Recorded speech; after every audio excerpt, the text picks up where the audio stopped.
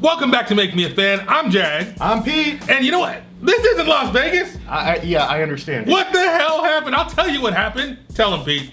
Well, COVID-19 happened, unfortunately. Ring of Honor was made a last-minute decision about 24 hours ago when we're now recording this that they said, sorry guys, we are pulling the plug on the show for safety. But they have been doing some great stuff on Facebook Live, yes. Instagram. So yes. Guys, really check out the ROH stuff in their story. It's phenomenal stuff. Ian Riccaboni, everybody else that's putting that content together. Everybody, all from the talent, from the tweets we've seen. Yeah. Every single one of them has said, this is absolutely horrible, but we're going to get over it, and we promise that we'll make it up. And I think that we're starting to see that because we've seen what SmackDown looks like with no audience, and guess what? People are going crazy for it. So guys, it's okay. We'll do a PSA later about this. I may be doing several of them throughout the week that will help you get through this wrestling. I may help. Maybe the Encyclopedia will explain away this. Maybe we can get through this. Oh my word. We have Jag's jabs and Pete's points. It could be a crazy week. And you said COVID-19. I'm just calling it the coronavirus. The coronavirus has ruined the Jags Vegas vacation. I should be at the craps table making money right about now. I should have a giant steak and a big old drink. I should have, well, at this point, I should have people wrestling and slamming and bumping right in front of my face. We should have interviewed a couple of people by now, but you know what? Coronavirus kind of ruined it for me. But you know what? I'm gonna calm down, Encyclopedia. Very good. I'm gonna let go of the dream that was our 3 or 4 days in Vegas and focus on the quality and the riches that we have right in front of us. Is that a fair statement? 100%. You know what? If we're not in Vegas, this is an ample substitute. Absolutely. In fact, you know what? I would call this the main course. Ooh, I like that. The main course. So here's the deal, people. Now, before Vegas happened, last week, Saturday, as a matter of fact, the Encyclopedia and we went down to San Diego. We did. We went to a certain show, a very special show in the city of Imperial Beach, put on by a legend. Oh, 100%. A legend, the guy that an OG, absolutely. If you don't know, you better ask somebody. The New Age Punisher himself, B-Boy, puts on a hell of a show down in Imperial Beach, down in San Diego, called Ground Zero. And this particular iteration of Ground Zero was called Regulators Mount Up. If you don't know that reference, that's a reference to a certain G-Funk era. It's some of the greatest. Honestly, the thing is, and we were the perfect age for that. Yes. I love lots of eras of music, but I'm telling you, this entire era of rap. Yep. Probably the most impactful thing in my life that's ever happened. For sure. If you don't know what we're talking about Warren G and Nate Dogg doing a song called Regulate, which sampled Michael McDonald's I Keep Forgetting. If you don't know that song, you better do some research so you know the Michael McDonald source material, and then you get the Warren G and Nate Dogg on top of that, with that coming off the heels of Snoop Dogg's Doggy Style and the Long Beach Compton connection coming together. There was just nothing better than West Coast rap in the early 90s. So just seeing the very title of this show brought warmth and joy to my heart. It made me smile before I walked in the door. We need this. We need this. Damn right. We need this. And guys, breaking news. This is going to be on IWTV about the time that these episodes go up. So guess what? You'll be able to see what we're talking about. And it's okay. It's well worth the time to watch it, guys. So you should, because it's fantastic. This is a great show. Can I say something else, sure, Encyclopedia? Absolutely. I'm going to talk a little bit of trash. Oh, it's okay. I hope you don't mind. No, please do. There's a lot of wrestling in the world right now where there is no storyline. One thing that B-Boy and Ground Zero has is a continuous storyline. I am so invested in what's happening in this story down there with the title picture, with Andy Brown and Hunter Freeman and Ray Rosas and all the different things that are happening. I mean, but on top of that, we're going to get to what will be the opening match. With Dom Kubrick and Hustle and Muscle. This is a continuation of everything that's been happening at Santino's and everything. So this is amazing stuff that's going on here. That guys. It's the first match of the show, and you know we have a theory that we almost have tried and true. Oh, for sure, the first match. If the first match is hot and it is awesome and the crowd is going, whole show's going to be that way. Exactly. Everybody's got to step up and do better than the last match. So guys, you're in for a treat. But speaking of treat, before we get to that, you know that we actually are going to cover the pre-show match after you get to your last point. All right. Well, the point was storyline means something to me. Oh, absolutely. Okay? And they have it in spades. They have it in spades. And the one thing that I can say is when I go to a show, when I go to a Maverick Pro, I go to Bar, or I go to Rogue, storyline is I won't say it's missing, but it's not the same. It's not featured. A good word. It's not featured the way it's featured down there in San Diego. And I got to tell you, B-Boy's an old school cat. Oh, absolutely. And he has some old school tendencies. And one of the best parts about the old school, talking about the territory days, talking about old school WWE, when the storylines continue and there's heat and there's animosity and there's beef. And people act like they want to do something to each other. It's not just like, hey, let's wrestle, let's tie up. No, it's like, you know what I'm saying? Absolutely. Oh, and it's there. Like, I mean, I say this a lot. I come from a fighting background, and I mean, I'll tell you this story real quick. When the first time I got into a real boxing match, they said, just pretend he did something to your family. And I was like, I don't hate this guy. I'm not mad at this guy. I just want to prove that I'm better than this guy, and that was my motivation. That you want to prove your superiority as a man. Absolutely. In the ring. Now, the same kind of approach works for wrestling, but it's even better and it's even more entertaining if you hate the guy. And if you have a reason to hate the guy and the audience knows why you hate the guy, there's that much more freaking buy-in and it makes it that much more of an experience. Oh, for sure. You felt that way, I imagine? Oh, dude. First off, that's why I'll plug the way that you got to go to IWTV and watch all the shows, because guess what, guys? This is awesome. This is well worth your time and investment. Yep. Please check out this stuff. So, now, before we get to match number one, which was freaking fire, right? Liquid Hot Magma, as they said in what movie is that? Austin Powers. Yes. We had a dark match. Yes. Now, depending on where you go and who's putting on the show, the dark match could be hit or miss. But today's dark match, dare I say it, Encyclopedia, it was prolific and gifted. Absolutely. Are you kidding me? Yes. So now, to further set the stage, most of the crowd kind of gets there probably about 7:45, even though the doors have been open for 30, 45 minutes. For but, sure. In southern, like a little more north, in LA County, Orange County, we get there, a little bit before door times because we want to get inside and we want to actually buy merch, interact with people, get photos. And then also, we usually tend to see a showcase match where you have a dark match like we saw today, where it's you've got Frankie who's on Championship Wrestling from Hollywood. Yes. So Ring Crew, Santino Brothers. We've seen him around. He's in places. He's there, and then it's also against our good friend Jackson Calhoun. Jackson Calhoun. Let me tell you something. From a guy who sometimes has to use a cane.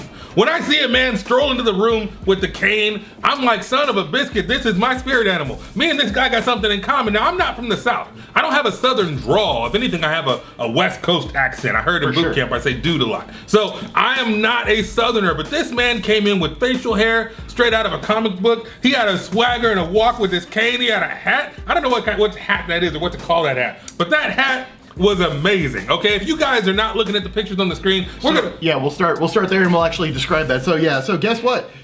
Oh, I skipped ahead. I'm sorry. Yeah, Joshua Shibata. We had Joshua Shibata at the ringside. So guess what? That means where's the handsome boys? one? Where's Adnan? I could tell you where he was in a second, but so we had Joshua. Okay, hold on. Before we move on about Adnan and of course Mr. Jackson Calhoun, Joshua's fantastic. I saw Joshua at Rogue Wrestling a few months ago, got to know him, added him on Instagram and social media. We got to talk a little bit. The guy has a martial arts and a fitness background. He is prolific and gifted. I was excited that he was going to be working the microphone as the ring announcer for the show. So that's always a pleasure to see somebody talented and somebody you know and respect in the ring doing his thing. So when he welcomed everybody, at least the people that were there, because it was before the actual start time, we knew it was going to be a good show because he has good energy and he has a great look. Homeboy looks like he's carved out of granite. Oh, 100%. I mean, you can check that Instagram. Check his Instagram. Homeboy's always doing some crazy ninja CrossFit stuff. I mean, dude, if I could cut off my pinky and look like him, I might cut off the ring finger too. All right?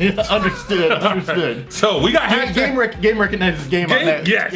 He's probably one of the most fit guys in the entire building. Oh, for sure. And it's fantastic. And so you guys, I know it's been a while since we did a live show recap, but if you have missed Pete's Picks, hashtag Pete's Picks, we have a ton of picks for you for each and every match from this show. So Encyclopedia is armed and dangerous with his pictures. We're going to put them on the screen and we're going to go through and talk about exactly what happened. So follow along, and if you want the actual picture, all you have to do is follow at Pete Trerice. Hit him up and he will send you the photo. I'm talking about the workers. I'm talking about the fans. And maybe, just maybe in the future, we'll have a way for you to get access to all the pictures. Oh, okay. We're not ready for that yet. Okay, understood. Okay, moving on. Sorry. But we had that sweet Southern heat, like you were talking about. Yes. Mr. Calhoun. Hell yeah. Look like $1 million. Look at him coming with that hat. He's got that jacket. He looks like a country music star. So the thing that I love about this guy is what's the first thing? You can tell he's the bad guy. Yes. He has the most punchable face in the whole world. Like, I am literally like, I want to punch this guy in the face. Yes, so, yes. Like, already checking the boxes that like this could easily be the opening match. Oh, for this sure. could easily be the semi-main. That's how good it is. Exactly. We've never seen the first person come through the curtain. I'll just say this, swag.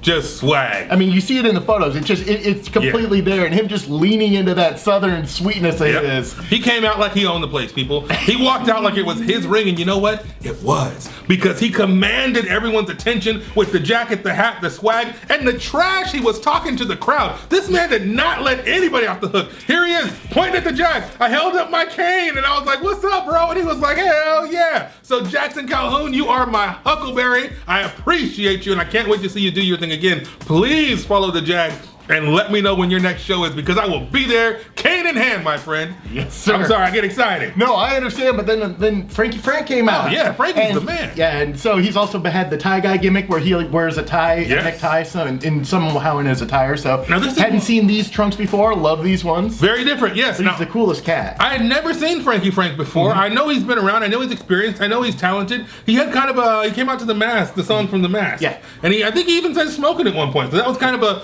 I don't know if the gimmick is a maskish gimmick or if it's just more of a crooner, a throwback to that time. To that time. Yeah, okay, very cool. I like the swag. I like the music. I liked his the fedora. I don't know what to call that hat. Absolutely. Sick and wrong. And wrong by wrong, I mean right. Okay, he came through like, aha. So we got the battle of the hats. We got Jackson Calhoun talking trash with his Southern swag. And we got my man across the ring, Frankie Frank, with that sweet crooner style. And I don't know who's going to win Encyclopedia. What do you think? I don't know, but I am certainly excited to see this gig. Hell yeah.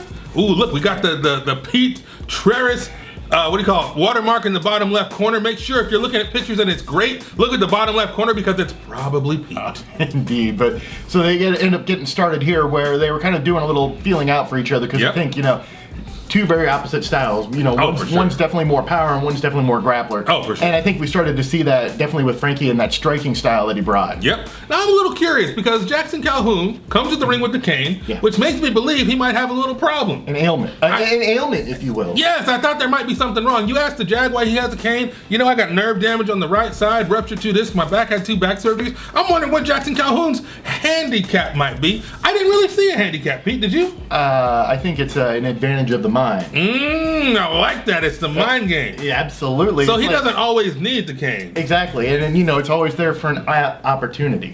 I wonder if anybody else has a cane but doesn't necessarily need it all the time. I don't know, but let's keep going. Anywho, yeah, so as we're going through here, you can see Frankie and Jackson just going back and forth. And, oh, yeah.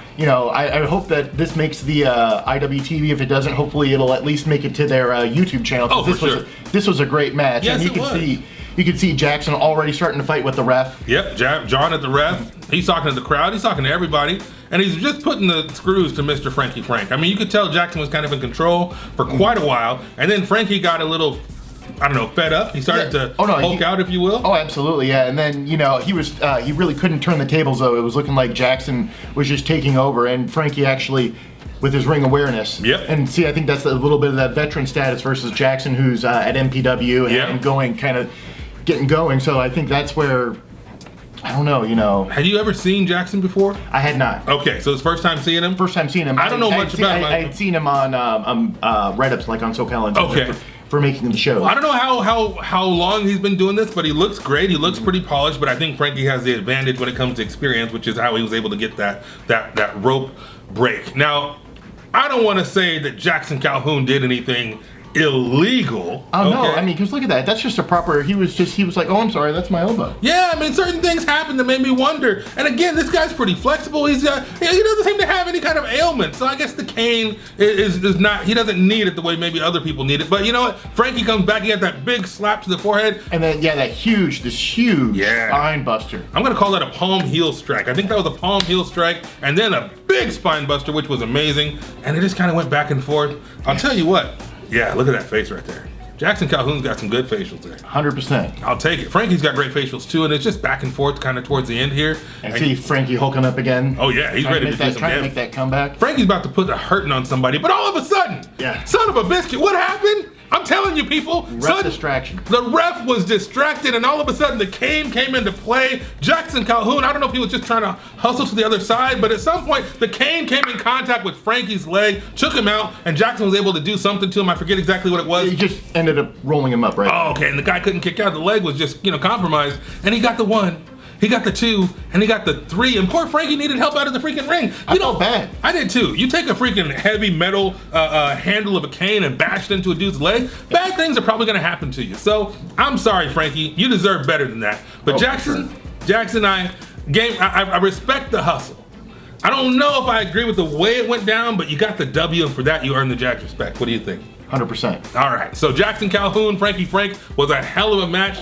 I enjoyed the hell out of it. Encyclopedia, sounds like you enjoyed the hell out of it. Absolutely. I really hope that this makes the IWTV cut. If it doesn't, I hope it makes it to YouTube because this is a very worthy match. 100% agree, but let me just say it this way. If you clowns are going to Ground Zero, which you most definitely should, get there early because there's always going to be a dark match or a showcase match or whatever, even before the official start time. So it would behoove you to plan to be there 15 to 20 minutes early because there's going to be a quality match with somebody like Jackson Calhoun and Frankie Frank. Absolutely. You never know who it's going to be, but you should get there because you don't want to freaking miss it. And you know what? Get there even earlier so you can buy some merch. That's what I think. Oh, absolutely. And remember, there's also food. Yes, there is food. They had the heart attack hot dogs. Yes, bacon-wrapped hot dogs. I did not partake because I'm trying to melt the old snowman. But they smelled good, they looked good, and from what I heard... Yeah, everybody had fun, and since it's BYOB, there's got to be great food. So, I mean, there's reasons to get there early. Absolutely, and I saw some really cool Ground Zero t-shirts. So if you clowns are in Southern California, you're in LA, you're in Orange County, make the drive. If you're in San Diego, you got no excuse. Just 100%. Get over there because it's fantastic. And in case, I don't know when the next one's going to be, especially right now with all this stuff up in the air. But hopefully, I'll tell you, I'll put it this way. Whenever the next show is, I will be in the house. 100%. Probably sitting right next to you. Oh, 100%. And maybe sitting next to a couple other people from Santino Brothers. Hopefully. So, I think that does it for today, Encyclopedia. What do you think? I think that's everything, sir. So then they need to come back tomorrow at 9 a.m. Pacific time, 12 noon Eastern for another episode. Am I right? Yes, sir. It'll be match number 1. The one you just said was fire. Absolutely. The one you just said was liquid hot magma. Okay? This one is Vinny Waxco and Alonzo Alvarez, aka Hustle and Muscle, escorted to the ring by their manager, the prolific and gifted Halston Body, going up against Mr. Dom Kubrick. In a handicap match. Man, Dom bit off a whole lot more than I don't know if he can chew it, man. I don't know. I don't either, man. We're gonna have to tune in tomorrow to find out exactly what happened. I am excited for 9 a.m. tomorrow. I'm talking a little fast. I feel like I'm talking too fast. I got energy. I'm excited. All right, guys. All right, come back tomorrow.